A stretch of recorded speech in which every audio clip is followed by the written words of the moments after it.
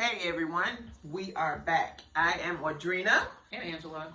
Okay, so the last video we just kind of gave y'all some things about what we do and what's close to our heart. So today we're going to talk about decisions. And what was the other thing you said about the emotions? What did you say? When your emotions start to control you. Okay. And they kind of fall into decisions too. Mm-hmm. When your emotions start to control you. Oh my God.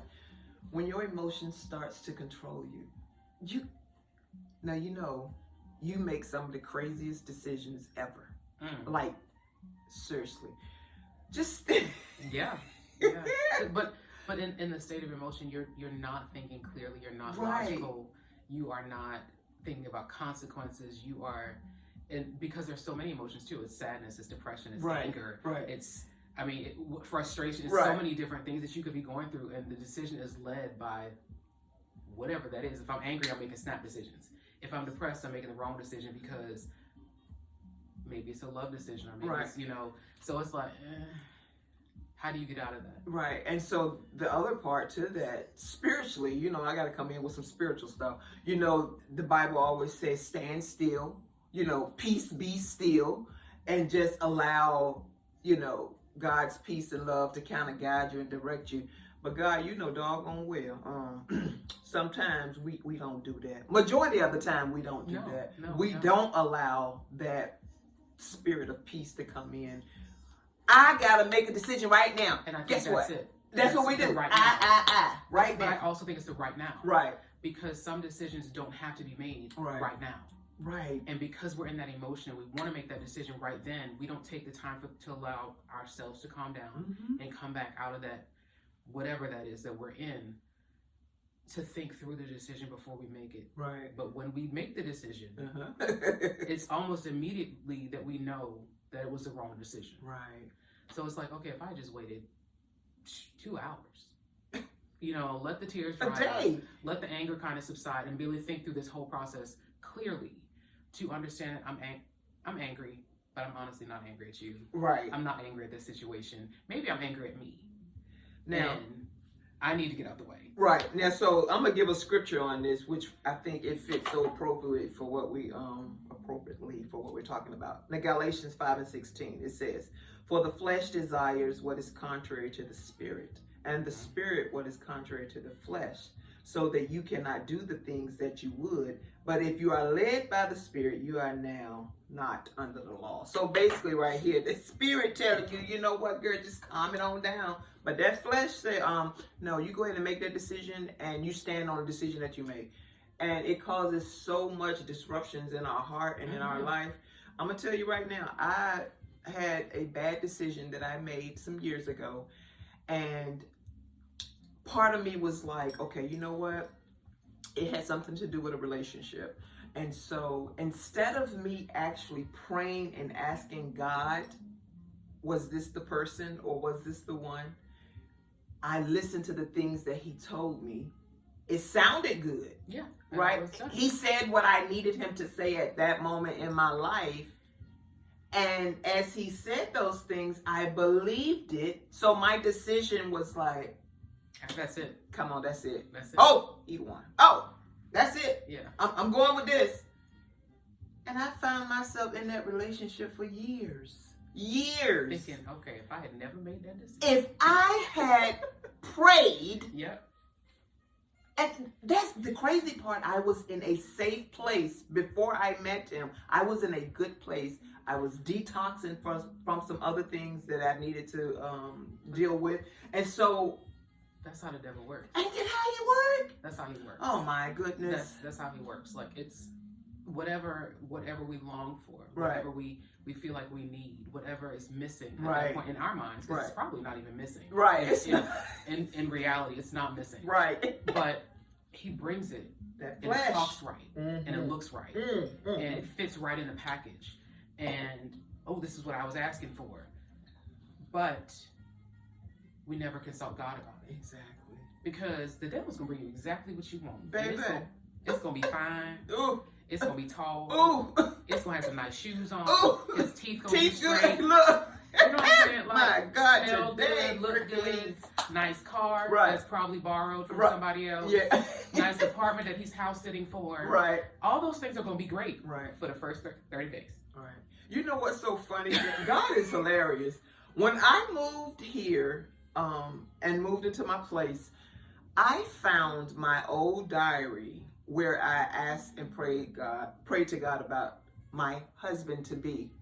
Oh my God! Oh, you should have the things I had. I was such a. Oh, I'll tell you. Listen what I said. Listen, I was shallow. I said, okay. By me being a tall female, I'm 5'11" and a quarter, 6 feet. So, okay, he had to be at least 6'5". He had to have a six-pack because at that time I was working out and I had the little shape. You know what I mean? Nice teeth. He had to be a businessman. You know, he had to have all these things going. And I said in there, you know, he had to be a man of God. I didn't put a lot of emphasis on it, though. Mm-hmm. Right? Child, when I looked at that book, I said to myself, let me go and change that. Okay, he don't have to be 6'5". He can be 5'9". Okay, all right. Look, he can have a belly now. Okay, he can have a belly. It's okay. He can have hair missing. You know, so that's fine. No, I'm just kidding. You can have teeth missing. You can have hair missing. We can get stuff we like get all that fixed. done. So I'm just saying that sometimes we just. But it's the outer picture. Right, exactly. And I keep hearing so much in different sermons and from different people is you have to examine the fruit. Right. And that's... You have to examine the fruit. Like you can pick it up and you can put it on and dress it up so nice, but what's inside? What's inside, girl? Like how do you treat people? How do you care for people in your life already? Right. Like really, how do you care about your mother? Right. How do you care about your sisters? Because how you treat other women in your life who are permanent in your life is going to reflect on how you treat me. Right. Now, there may be some situations where you've had some issues with your mother. Right. That may be different, but 90% of the time, the women who have been there to raise you and do things for you is going to give me some indication on how you're going to treat me. Right. It's just so many things like, are you patient? Are you kind? Right. Are you loving? Are you generous? Can you suffer with me? Right. Like, it's a lot. I mean, all this right here. And yeah, and I think that's where a lot of women are now these days, and men, okay, you know, because I do have conversations with men about women, you know, and so you have to be able to really, you got to have a relationship with God. There ain't no other way around it. But you know, I think the relationship with God and the person who bears the fruit makes them look different to you too. Yeah, that makes sense. Because, you know, when you look at people who are physically attractive, mm-hmm. you say something out your mouth and you are the ugliest person I've ever seen in my life. Right. But that person who may not be on the top of your list, mm-hmm. and he says things to you that speak to your soul. Oh, my Jesus. You can look however you want to look. Baby. Because I'm about to cook your dinner. See, I'm about to do all the things that a wife is supposed to do. So, because that's where we should be. I want to be able to pour into you as you pour into me. Right. I don't want to feel empty and I'm looking at this fine man. And right. And so that's where I am now.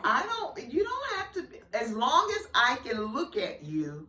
In the daytime at and the at end night. of the day and at night. I'm okay with that. If we can only go out at night, that's a problem. Right there, that's a problem. Man. I'm gonna show you to that's something ain't right. I mean, but he can still be fine sometime, and you can't take him out in the world because of his behavior. You like, what are you gonna say out of your mouth? Now I'm at a function. I'm watching how many drinks you have. Right. Or I'm watching what you do. Did you slide off to the bar because you know we don't drink? Right. Like, what are you doing right there with them? Right. Like, no. And I think sometimes men, they always say us women have the smart mouth, but you got some men that got some reckless mouths. I mean, I have been in relationships verbally abused by men, and it was not a good thing. Mm-hmm. You know what I'm saying? But at that particular time, I allowed it, I accepted it, but not no more. Mm-hmm. I speak up. I ask God. I ask God for some boldness, and so now what I don't like, I say. Yeah, I think I deal with you. I think that, and I will fault myself in previous relationships for that. Like I will take stuff and let it pack, and let it pack, and just let it slide, and then I blow up at something that's like probably so small, but because of all the other things that I've been holding on to, like you just get all of it at one time. I mean, like all of it, and it's like, what? Where did that come from? I should have said before that you doing this was bothering me. Or that hurt my feelings. Right. Or I should have said that, okay, the manner in which you speak to me, I feel is disrespectful because of this, this, and this. Exactly. And I think that we need to take that opportunity when it presents itself. My thing with my kids is where you act out, you get checked. Right. So I'm not waiting until, now if we're in public. Right. I'm definitely I'm not doing that in public. Right. But when the opportunity presents itself as soon as possible after, because I don't want you to forget the event either. I don't want to bring it to you a week later and you're like, what are you talking about? I don't even remember doing that. Right. No, I need you to remember that you did it. So then you're like, oh, okay, well, at least you have some frame of reference. Right. So when did I do that? Well, it was 3 months ago on May 15th at 2:35. Right. I wrote it down on my calendar. Yeah, that's crazy. That's not fair to you or me. Right. So giving the opportunity to make correction, I think is where I used to lack. Mm-hmm. Now I have to say, it's either that I'm going to say what's on my mind, or I'm either preparing to leave. And you know what, too, though? Kind of like still talking about the same situations, but I think as far as emotions and stuff, I was an overthinker. You know who told me I was an overthinker and I just didn't believe it? Billy. Yeah. Oh, And I know I am. I didn't realize that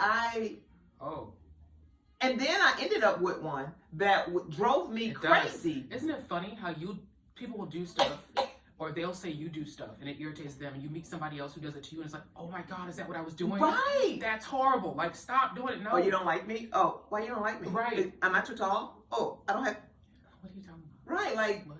the person, like, girl, what is you talking Right. about? That was not even my thought. Like, how did you even get there? I don't know. It just happened. I am an overthinker. Still. I never realized that about you, Edge.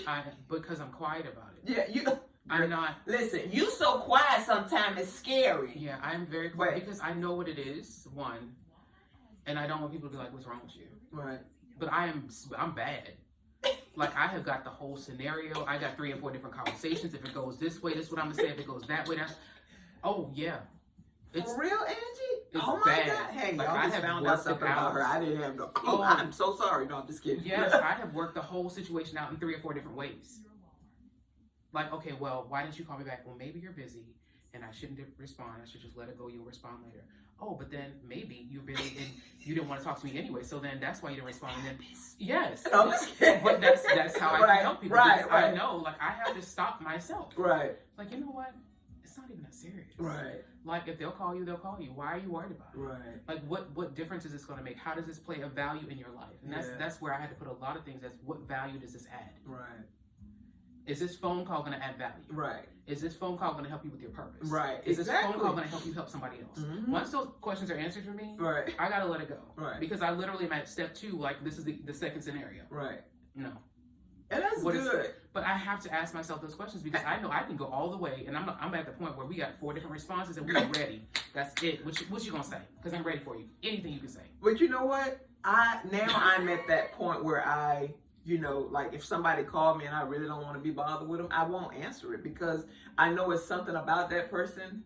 Like, okay, no, not right now. You trying to bring I ain't and that's it. Like, so now I think about it really in detail as far as like, you know what? I don't need that right now in my life. and my thing is all of that plays a part of your emotions and decisions. Okay, we all implement that into one. It's not that I don't want to help people or I don't want to be there for people, but sometimes I am in a space where I am peaceful, right? And I know that what's in your spirit is going to irritate me. Yeah. Oh my God. And I need a minute of peace. Mm-hmm. So I may have to call you back because right now I need to refill and replenish myself, and I need to sit in this moment. Mm-hmm. I'm going to call you back because I can't let you do this right now. There are other people who is like, okay, I can answer the phone for you anytime because I know that you give me something and I get something back, and we have that exchange. But I think that you have to learn in making those decisions to set your boundaries. Yeah. I have people in my family, you get 15 minutes a week.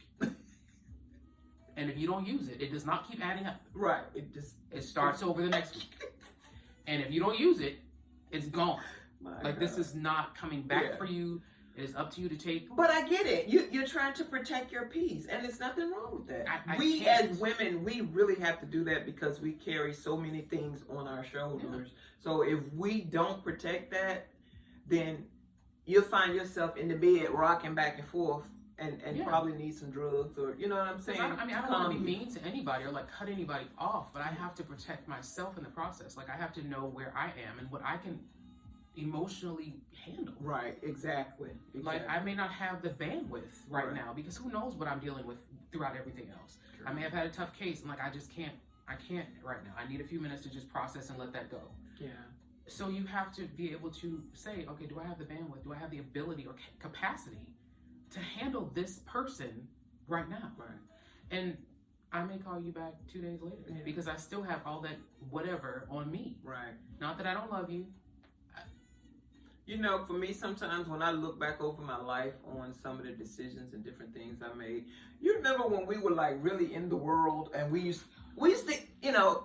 Oh my God. I had met my husband when I was 15 and got married at 17. So, and we stayed together for almost 20 years and then divorced. And so, I went through this rebellion time where I was mad with God. I was mad with my kids. I was mad with everybody. So I went through this period where, not that Angie liked the club, but I wanted to experience the club. I know I'm staying in line, but the crazy part about me being in the club during that time frame, I was still in my head seeing people and praying for them at the same time, but you were fighting where you were. Oh my God! But I was so mad. I was so mad. Like, Though how I did this had happen so to many you? Why did you? Right, so many emotions going on at that time, and some of the decisions that I made wasn't good. But then I think about it, you know, yeah, I made that decision to go to that club that time. You know, I was only in my 30s, and I went and yeah, and I was still, as in college, as in high school, I was still the purse holder, even in her 30s. I was up against the wall. Do not touch me. Right. Why are you breathing on me? That's Angie. My arms are out. That is my skin, sir. Why are you caressing me? I do not know you. So how did I look? What the man used to say? What is wrong with her? She don't like you. That's what's wrong with her. Like, you, I don't know you, sir. Yeah. Ew.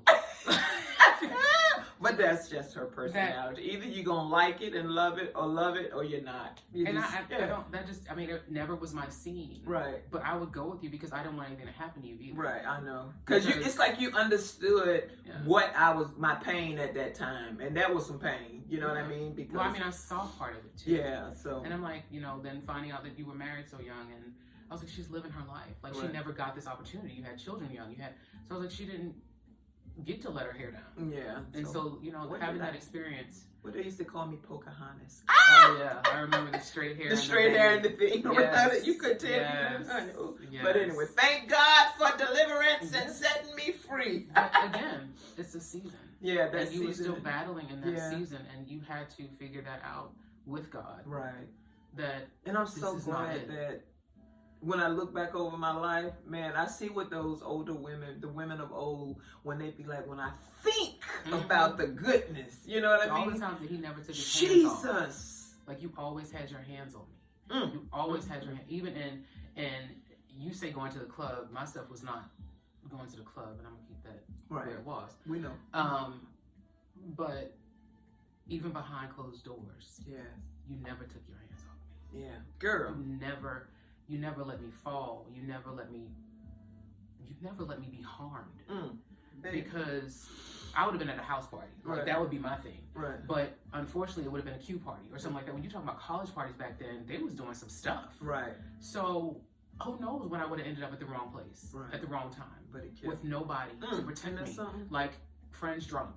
Of course, I'm not, because I'm driving. Right. But, you know, not that I didn't consume alcohol, so I'm not going to say that I never did that. But still, not to the point where I was not coherent enough to know what's going on. Right.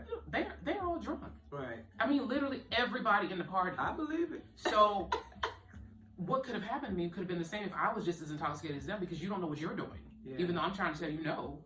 And even in those bad decisions we made, horrible decisions, you know what I mean? God still was protecting us and watching out for us. And that's the beautiful part about your testimony. That's why, you know, the word talks about, you know, we overcome by the word about testimony. You have to be able to talk about those things that you've experienced, share with others, help heal others, you know, because at the same time, it's healing you. It may be a little spot in the inside that you wasn't healed from with your past or whatever, and you're talking about it, and you're like, oh, you know what?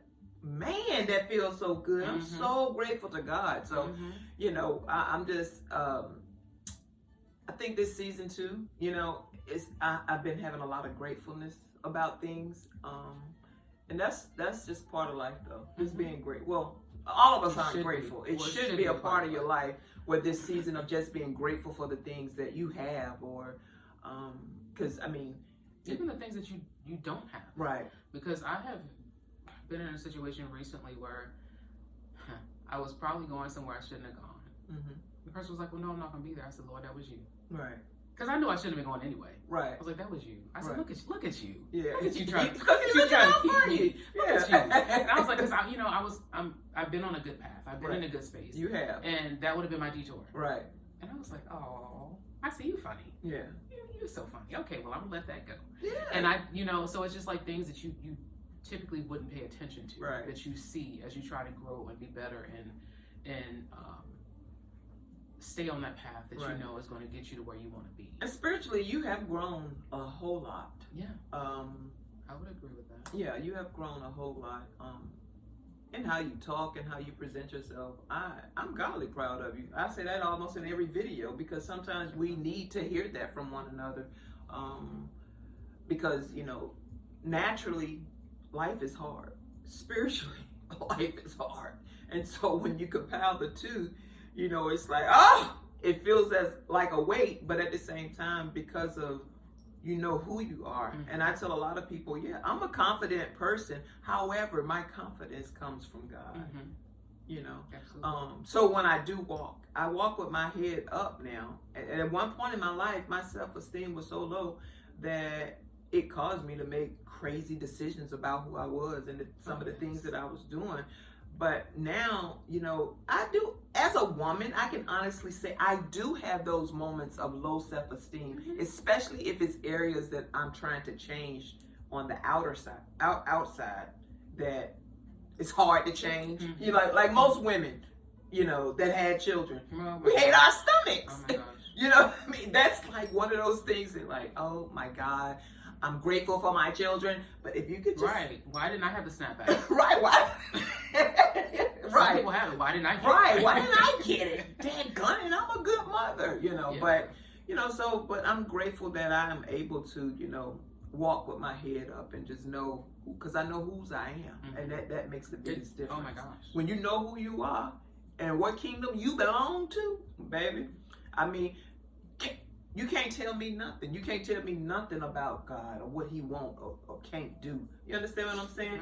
Because I take in that Genesis 1:20. I take that in. I'm created in this image and his and their likeness. Mm-hmm. So, the same power that they have, I also have. And so I try to walk in that at all times, especially when I'm out in the public. Yeah. I try to walk in that because you never know who's watching. And I remember when I was in training to become a minister. She said that all the time. Oh my God, let me tell you. So I remember that story about the drive-through at the bank. She was yelling at the kids. I remember that story when she was like, you never know who's watching you. I know. It's just, listen, I went to Walmart one night, and so the thing was, you shouldn't wear sweatpants and just be looking any kind of way. So I love sweatpants. So, me, I just got up. Right. And a baseball cap. I got up, went to Walmart, and guess who I see in Walmart? The same one that I saw my spiritual grandma that time. She was like, I'm going to tell your mama. Oh my God. And I was actually trying to hide from her, y'all. I swear. And she saw me. She was like, Audrena, grandbaby, come here. Mm-hmm. And I was my God. But the purpose of that, I understand, because you never know who you may encounter. You know what I mean? And it was good though. You're a representative. Yeah, I'm a representative. And even though I fail at that often. And it shows integrity too. Right. But you're a representative of God, and God would not walk out like that. Right. So I try to make myself presentable at all times, but that decision, I'm a work in progress right there. Yeah, she is a work in progress. But you're doing good though. You're doing good. I haven't had a baseball cap on in a while, so. Now I'm gonna throw that hat on. Yeah, I love a hat. I love baseball cap. Too. Baseball caps just make you feel like okay. Mm-hmm. And you can do it nice. You can do it cute. Right. And see, I think most of that comes because I played ball. I was an athlete, so. I was a tomboy. I never played anything, but I never was the frilly, and I'm still not the frilly person. No, you're not. I'm just very plain, and I'm good with that. I don't need a lot. I will do it every now and again. Right. But that's not a consistent for me. So I don't know where my daughter got it from. Probably you and Alitra. Right. You always said that. And I did it in high school, and then it just was like, why? Right. And I just, so it's like, this is what you get. Love it or leave it. Right. And it may get better. It will. Once or twice a month. But if it's not a date night or something else, this is what you get. That's what you get. Yeah. But that's Angie. And we got to love her for that, right? I am comfortable in my skin. Yeah. And that's a blessing. You have to be comfortable in your skin. I mean, if it's nobody else but me, I'm comfortable with me. Right. And that took a long time to get to that place. Right. So, and I'm glad you're there and you feel safe. Absolutely. Yeah. You have to feel safe within yourself. Absolutely. So, but like I said, we were talking about emotions and decisions and all that good stuff. We done reach back into what we used to do. Hey. And, grateful for the things that God has brought us through. I'm looking forward to the next season in my life and what God is going to do. And I can see, I'm a visionary, so I can see great things happening, not just for me, but for Angie and those that are in connection with me spiritually. I'm grateful for that. My vision now is a lot clearer, spiritually and naturally. It's a lot clearer. And I think when it becomes like that, you can see so many things. You can see that even though it look gray right now, but it's not going to always be that way, because he done it before. So you done brought me through this before, and here I am again facing maybe one of the same issues, but I just have to remember, you done brought me through it before. Why are you not going to do it this time? So I challenge you to look at the gray differently. Mm-hmm. So gray could just be coasting. Could be. Woo! Angie!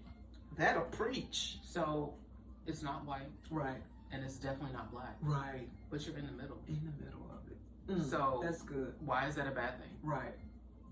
That's true. Because God is in the middle too. Exactly. So why does it matter? It's not black. Right. That's what we don't want it to go. But I can deal with gray and white. Yeah. I'm good with gray and white. Yeah. Because that means that things are, I don't want to say status quo, but they're not changing too much. These are issues, like you said, I know that you've handled these before. Right. When I hit black, now we got a problem. Then we got it. But ride me in the gray all of the time. Give me a little, sparks of white. I'm good. But it's good that I'm not so just comfortable. At one point when things would happen, you just become so comfortable with what is happening. But, I remember this one time God told me, he was like, sometimes we put so many things in the box, and all you see is what's in the box. You see what your faith, everything is in that box. But he said, what happens when you come outside that box? He said, that's when faith really is activated. Because you don't outside the box. Outside the box, girl. When he showed me that, I was like, oh my God. Yeah, so when you're in the box, you know exactly what's coming to you. You know what's going to happen and all this other stuff. But when he's outside, when you're outside that box, what happens? Girl, Lord have mercy. Let him work. That's where your anxieties probably are. That's where your fears are of the unknown. Exactly. That's where all of your unknown is. My God, and that's where he works. Right, and because you are completely and utterly dependent on him and nothing and no one else.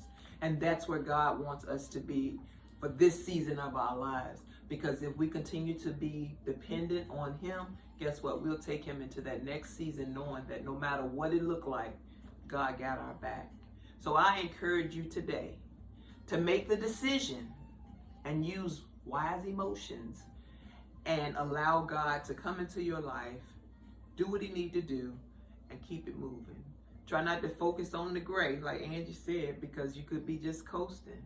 Focus on the bigger picture of what God is going to do for your life.